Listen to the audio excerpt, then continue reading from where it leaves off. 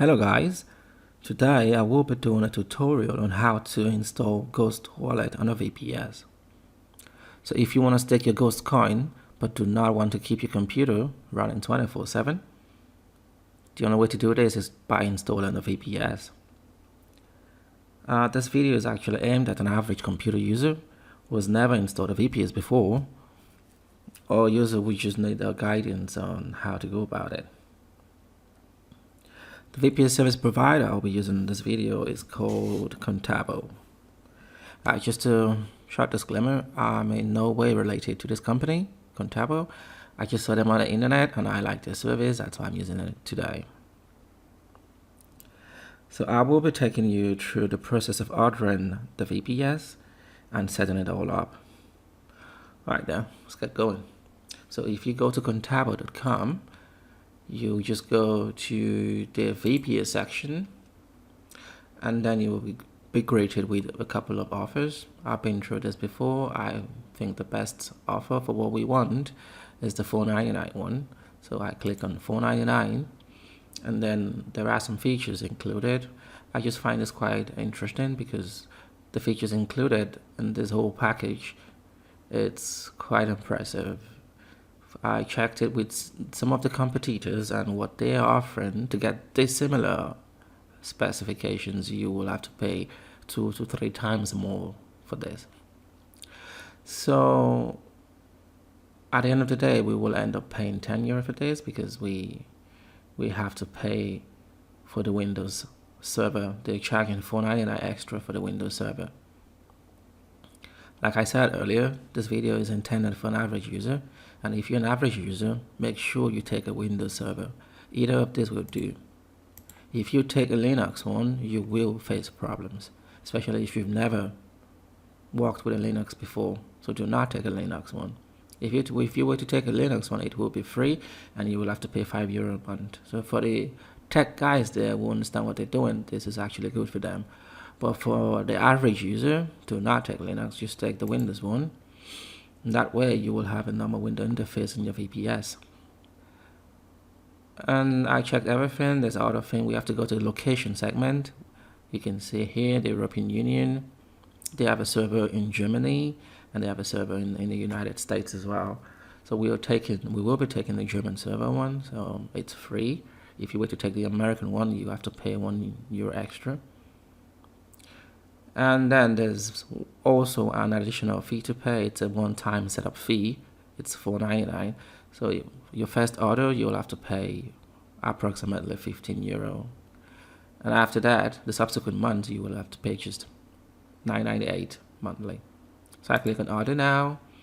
You will be greeted with this page where you have to enter your payment details. I will be going with PayPal because PayPal is just easy for me to use, but you can use whatever one you would prefer. You could either use a bank transfer or Skrill, whatever.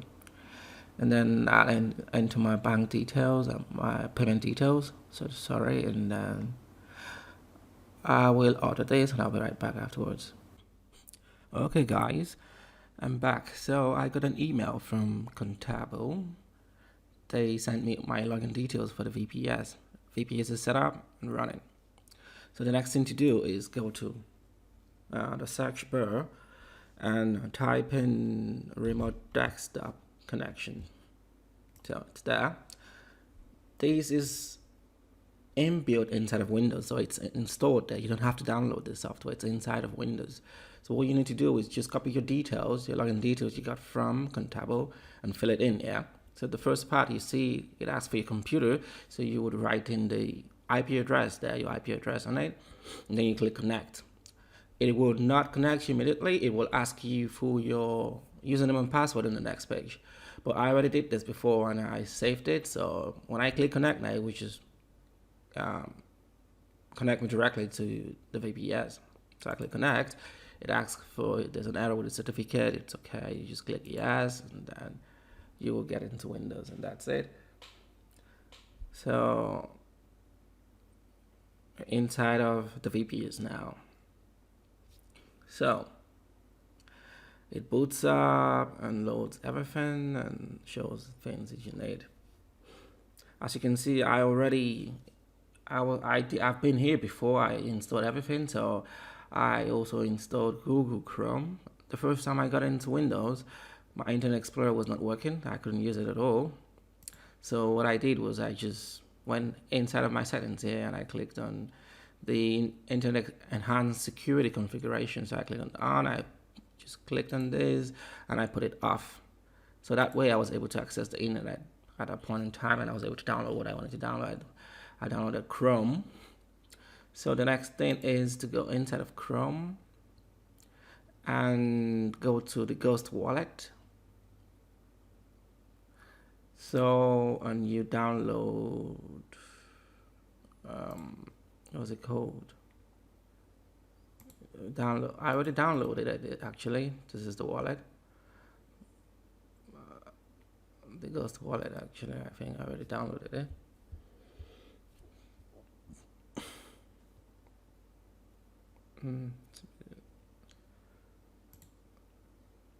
So as you see, download it again, Windows, and it starts downloading. So when I'm done downloading, I will install the wallet and I will set it all up, and then we'll continue then when I'm done with this. Okay, so I just finished installing the wallet, and I actually faced a small problem while I was trying to install the wallet. I couldn't install it, so I downloaded the wallet, like you see here, and I clicked on trying to install. It wouldn't work. Like this just popped up. No, it wouldn't do that. So this is an example of what actually happened to me. When I click on this, it just keeps rolling and nothing happens. So I later figured out that this Ghost exe file was blocked by Windows automatically. So when you look down here, you'll see it's written there security. This file came from another computer and might be blocked to help protect this computer. So I just had what I had to do was just click on unblock, apply, and OK. Then I was able to do it. So just so you know, if you face this problem while you're trying to install it, you got to do that. If not, you can install it on the web server. Okay, so here's the fresh wallet on the VPS. It's a fresh Ghost wallet, so I have two options: either to restart a wallet or to create a new wallet. So I think I've actually heard people complain that they had problem in restoring their wallet, so I'm gonna give it a try now. So the first thing I'll do is I will restore my wallet on my desktop. I'm gonna restore it here, and then I will definitely be right back and give you the details if it worked properly for me or not. Alright guys, so I just restored my wallet, and I'm pretty much surprised as to what I just saw now, because everything works seamlessly. There was no hiccup, there was nothing happened. So I just put in my recovery phrase and everything, my passwords from my desktop wallet, and just transferred everything here, and it mirrored exactly what was on my desktop wallet. I'm currently on my VPS now, so I can show you, for example, this is the wallet of my VPS. You can see this. This is my VPS.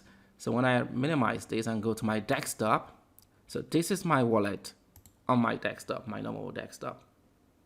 So you can see it's just the exact interface and the exact transactions on it.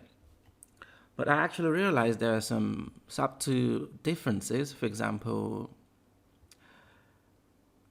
the peers, if you check this now, you'd see, oh, this is my desktop and I have two peers. I'm connected to two peers, so to say. So if I go to, I minimize that now and I go to the VPS. This is my VPS wallet. And if I check the peers, you can see I have 5 peers. I have more peers than my desktop wallet. I find it quite interesting.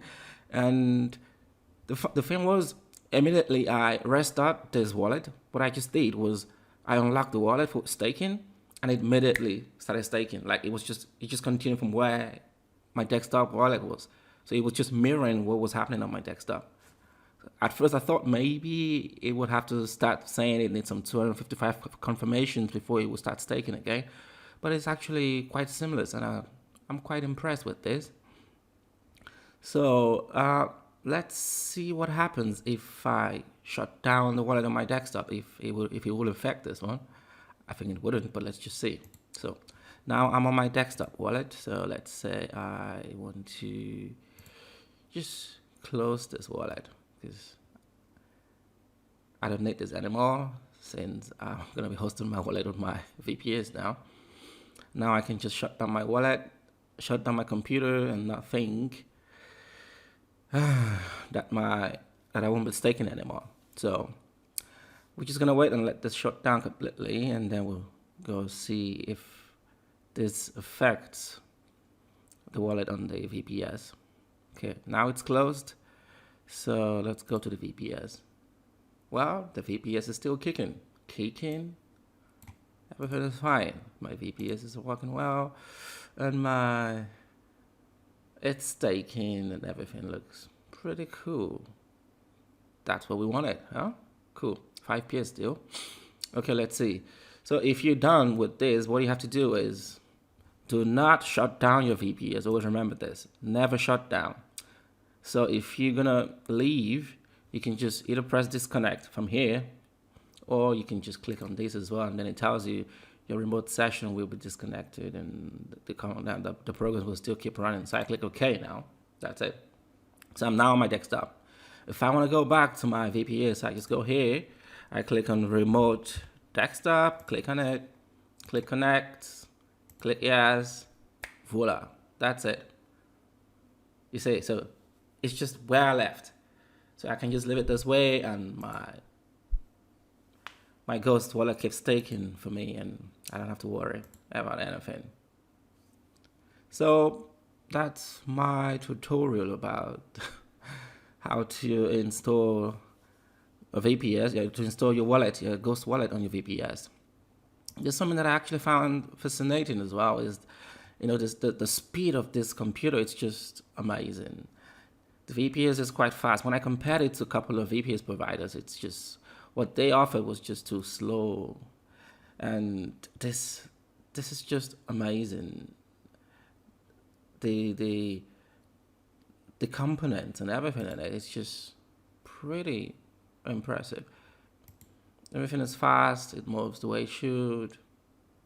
You can see the processor is Intel, the installed memory is 8 GB of RAM, and you can see the disk space. The disk space is 200 GB of SSD space. That's pretty fast. I compared this to other VPS providers, and they were like charging you.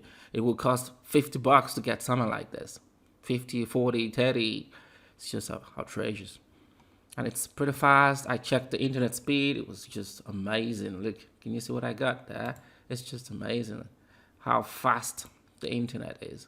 Even on my desktop, my internet speed is pretty fast as well. I have a faster internet speed, but my ping has never been this, like 0 ping. The fastest I've got, the slowest ping I've seen here is like maybe 1 ping, but on my desktop I usually get maybe 3 to 5, 3, 4, 3, 4. Basically it stays on 3. But this one, you just see that 0 ping. It's amazing, huh? So that's my short video. I hope you enjoyed it. I hope I've helped someone. So if you've got questions, always feel free to ask. All right then, guys. Peace.